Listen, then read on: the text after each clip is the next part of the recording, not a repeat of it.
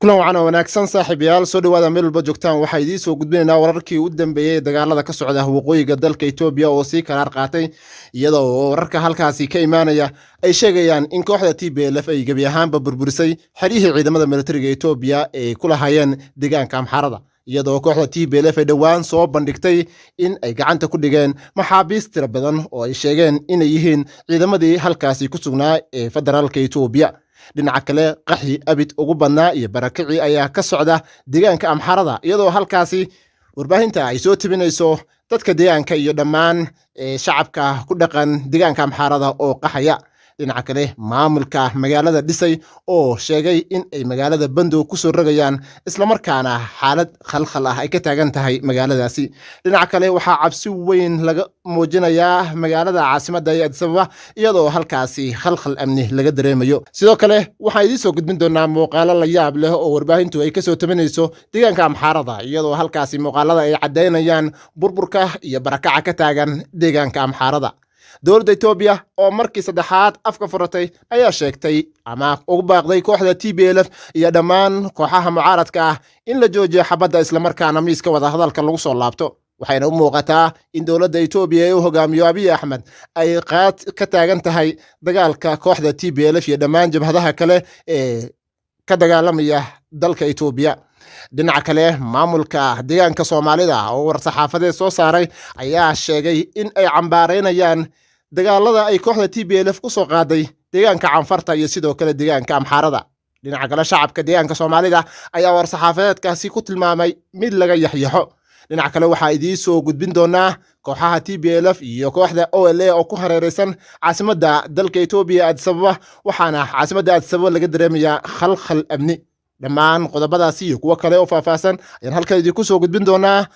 haddii aad horey noola joogin fadlan nagu soo bir oo ka mid noqo asxaabteeda muuqaalkana sii shargaraya waxaa barnaamijka qaybiga laha saaxiibkii Santaag oo si weyn arrimaha dagaalada ka socda dalka Itoobiya isha ugu hayay Santaag ugu horreyn soo dhow aad iyo aad mahadsantahay bal waxaad ugu horreyn warbixin naga siisaa dagaalada ka soo cusboonaaday gaar ahaan deegaanka Amxaarada oo qixi ugu badnaa halkaasi uu ka socdo aad iyo aad mahadsantahay saaxiib haddii aan ku bilowno su'aalahaada iyo sidoo kaleeto xaaladda dalka Itoobiya waa laga dayrinayaa waxayna sheegayaan khuburada dagaalka in uu ka duwan yahay wejigan koobaad ee dagaalka hadda lagu bilaabay dagaaladii hore ee sanadkii November 2020 ka bilowday ee dowladda federaalku ay ku qaaday dhinaca deegaanka Tigreega waxaana la sheegayaa in dagaalkan hadda uu wajiyo badan uu leeyahay isla markaana dowladdu ay ka taagan tahay qatabila iyadoo kalsooni badan la sheegay in lagu qabin ciidamada militariga ee dalka Itoobiya waxaana la cadeeyay in ciidamadu aysan ka go'nayn dagaal dambe oo ay la galaan ciidamo kale oo dalka Itoobiya ka tirsan dagaalkii 3-4 maalin ee ugu horeeyay TPLF waxay soo bandhigtay in ay qabsatay in ka badan 10 deegaan oo ay ka mid tahay buuraha istiraatiijiga ee Zobil iyo sidoo kale deegaano badan oo maaragtay deegaanka Axmarada iyo deegaanka Cafarta ku yaala dhammaanba deegaanadaasi ay qabsatay intooda badan ama dhahnaba intoo dhammaantoodba waxaa ku sugnaa ciidamada militariga ee dalka Itoobiya ayaa ku sugnaa waxayna gebi ahaanba cagta mariyeen dhufaysyadii iyo sidoo kaleeto goobihii ciidamadu ay ku sugnaayeen taasi oo dowladda federaalku ay la fajacday tacticada iyo sidoo kaleeto awoodda ay TPLF u isticmaashay fariisimaha iyo sidoo kaleeto saldhigyada ciidamada sanadihii ugu dambeeyay ciidamada militariga ay ku sugnaayeen loogu talagalay in TPLF haddii dagaal ay soo qaadaan lagu difaaco oo ay adkaato in magaalooyinka waaweyn ee deegaanka Axmarada sidii sanadkii la soo dhaafay oo kaleeto aysan gelin gebi ahaanba goobahaasi cagta ayay mariyeen waxaana ka mid ah deegaanada ay cagta mariyeen Fokisa iyo Fondamera Kobo iyo sidoo kale Robert waxaa sidoo kale iyadana la sheegayaa in ay iyadana gebi ahaanba ciidamada ay ka baxeen oo goobtaas ayadana ay gacanta ku dhigeen ciidamada Tigreegu Shoja Maryam meel ay dhahaan iyadana gacanta ku dhigeen dhinaca kale dagaalo culus ayaa iyadana ka socday waqamara oo ilaa iyo shalay lagu hoobtay oo gebi ahaanba iyadana hadda la soo tabinaya in ciidamada Tigreegu ay gacanta ku dhigeen dhammaanba deegaanadaasi ay gacanta ku dhigeen Musadaqow waxaa gacanta ku hayay ciidamada militariga ee dalka Itoobiya ayaa gacanta ku hayay mar walina waxay soo gali karaan magaalada waaweyn sida Waldiya oo kaleeto iyo Dazai iyadoo maanta maamulka Dazai naftirkooda ay ku baaqeen Bandow isla markaana shacabka loogu baaqay in ay hubka qaataan oo iska dhiciyaan kooxda Tigreega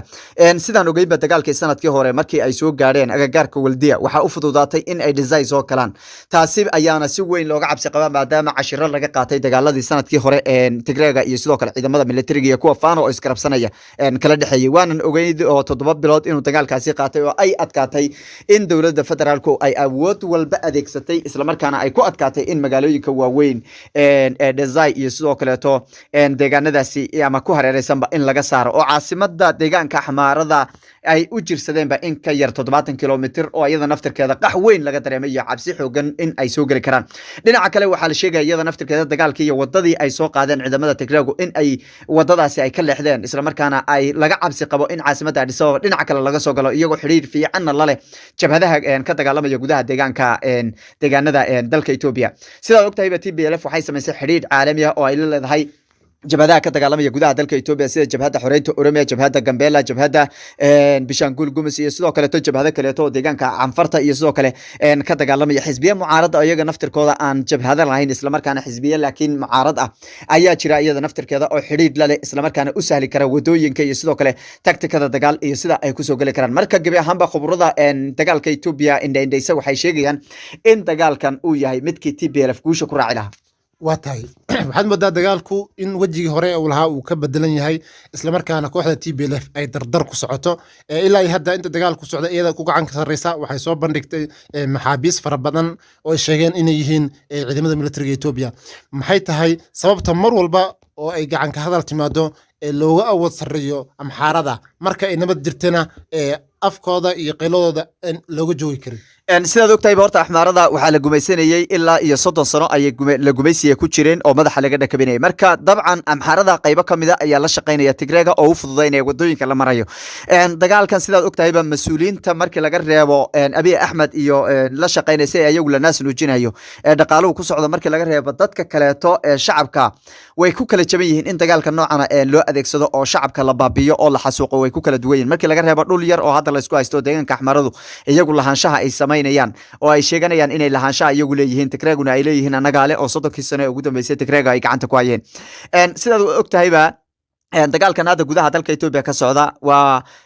dagaalkan hadda Tigreega dhinacoodu waa way midaysan yihiin wayna ka midaysan yihiin xukunka qofan ayaga ahayn in aysan ku aaminin hadii ay keenaan qof iyagu ay keensadeen oo noqdo ayay aaminsan yihiin marka ciidamada militariga ee hadda dawladda federaalku ay sheeganayso ay rabto inay TPLF ku jabiso waa ciidamo qowmiyad u kala jaban oo aysan dhab ka hayn in la dagaalaan midda kale waxay dhaliilsan yihiin micnaha ay ku dagaalamayaan muxuu yahay mar hadii aysan gobolka Tigreegu aysan rabin xukunka Abiy Ahmed maamulo kaleetana ay jiraan oo sida Oromia oo kaleeto majority-ga aysan rabin oo dhinacan kale deegaanka Bishangul Gumus jabhada ka socdaan aysan rabin oo Gambela aysan rabin oo anna lafayadana la ogaa oo deegaanka Soomaaliya u dhaqaaqi jirtay micnaheedu marka waxa weeye iyagoo ay doonayaan ciidamada militarigu inuu xukunka ay baneeyaan qof kale oo la isla rabo in la keeno ra'iisul wasaaruhuna taasi ayuu diiday wuxuu leeyahay amar iyo xoog baan kugu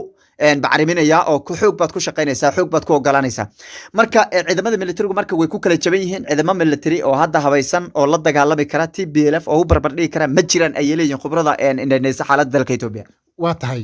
iyada oo xeeri iyo fandhaal kala dhaceen xaaladuna ay talafar ka baxday dhiigna uu daadanayo deegaano muhiimana ay la wareegtay kooxda TPLF welina ay marayso bartamaha gobolka Amxaarada maxay tahay sababta ay xilligan dawladda uu hogaamiyo Abiy Ahmed ay ugu andacoonayso in ay TPLF joojiso isla markaana ay miiska wada hadalka la iskugu yimaado TPLF sida ogtahay ba waxay indha-indhaysay oo fiirisay awoodda maanta ay dawladda dhexe leedahay waxay indha-indhaysay rabitaanka inta loo qabo waxay indha-indhaysay dhaqaalaha dalka Ethiopia waxay fiirisay ciidamada iyo ka go'naanshaha in ay dagaal gali karaan iyo inaysan gali karin ayadoo intaasi oo dhan qiimaysay ayay dagaalka soo qaaday waxay ogaatay xilligii ay ugu jilcisanay dawladda dhexe in ay maanta tahay oo ay qabsan karto say wada hadal ku galaysaa nin kursiga u soo carfayo inay zero arad ay gacanta ku dhigto marka zero arad ilaa ay gacanta ku dhigto TPLF uma muuqato in wada hadal ay yeelayso dawladda federaalkana awood ay maanta ku celisa malaha waa inay qaylido waxaan ogay ra'iisul wasaarahan ka horeeyay markii uu shacabka deegaanka Oromada iyo sidoo kale deegaano badan ay ku kaceen oo xaaladii ay cirkas ku shareertay 2,000 qof oo hal meel ku dilay 5,000 qof oo meel ku dilay qabiil isku jeedsaday intuu iskugu yeeray ayuu yidhi xukunka waa kan iga qabsada wuu wareejiyay xisbiyadii oo dhisan baa si tartiib inta loo wareegan baa ninkan loo dhiibay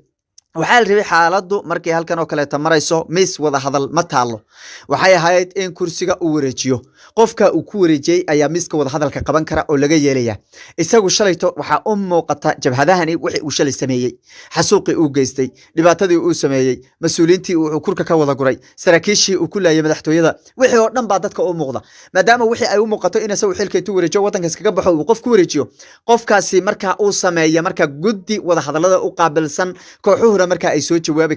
ay maaragtay ay ku qanacsanaan karaan oo wada hadallada ay la geli karaan inuu meesha imaado markaasi way yeelayaan jabhadahani inay wada hadal cidna ma doonaysa inay dhimato oo dagaal ay gasho oo dadka laysa dooni mayso marka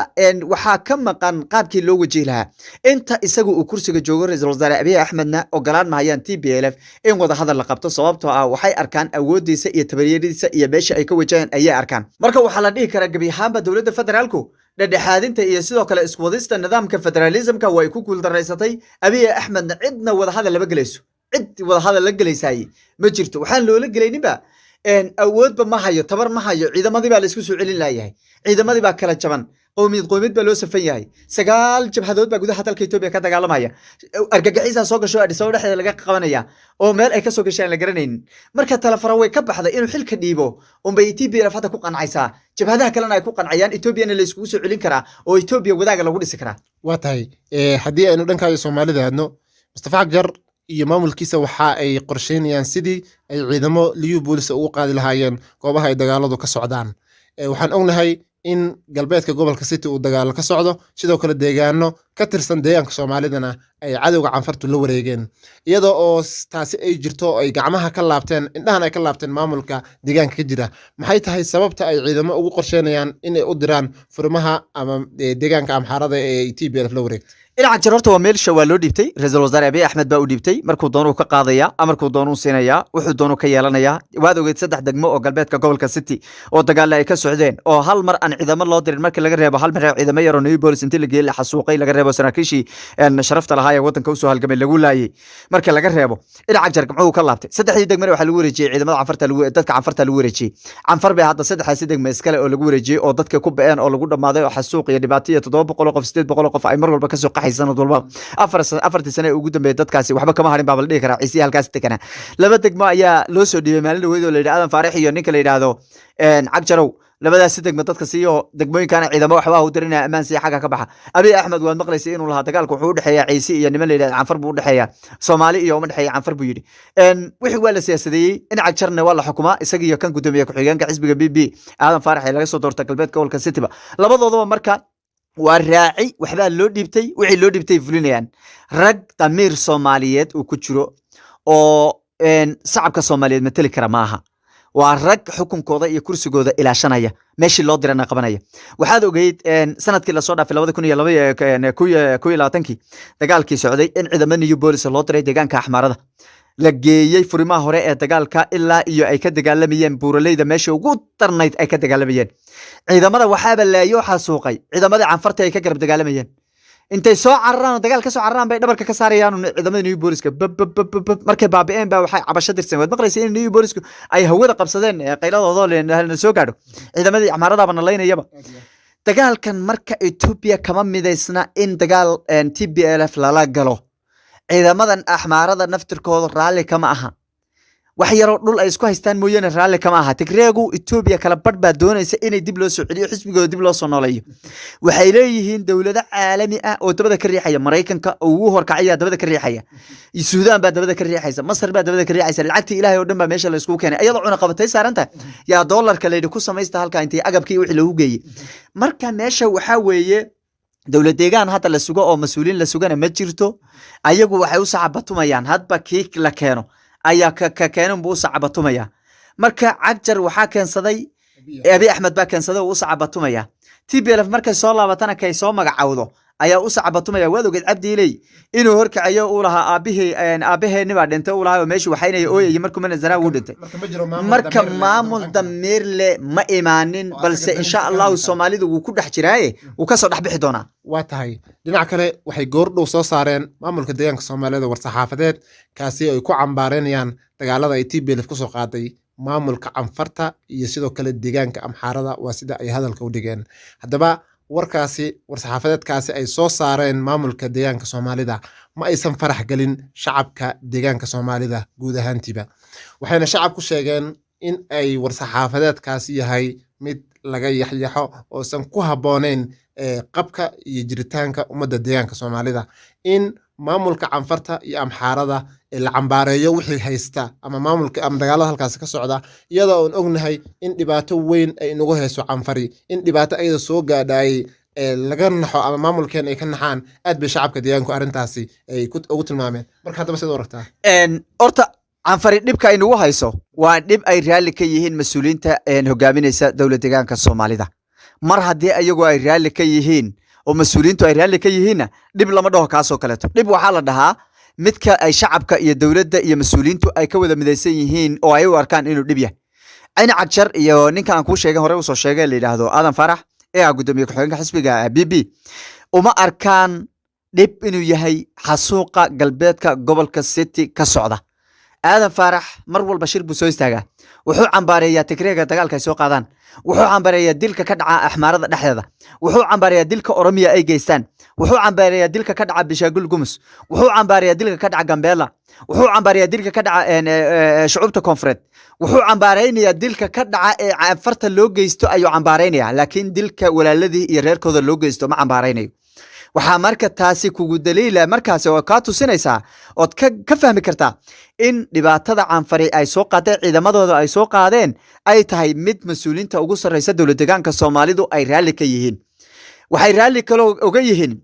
laba degmo oon ka sinayn degmooyinka iyo gobolada kale aan ka sinayn baa qabqab meel tuulooyin iyo leecuba iyo bilaa bayni magacawnay oo degmooyin baan u magacawnay baarlamaanka la hormariyey degmooyin 3 degmaa maqan oo dhibaato ka taagan tahay laga hadli maayo xataa laba cambaareynayo midda labaad canfartu ciidamadeeda waxaa horkacaya madaxweynaha deegaanka canfarta horkacaya ayaga markaa xaggay jiraan may xataa cambaareeyaan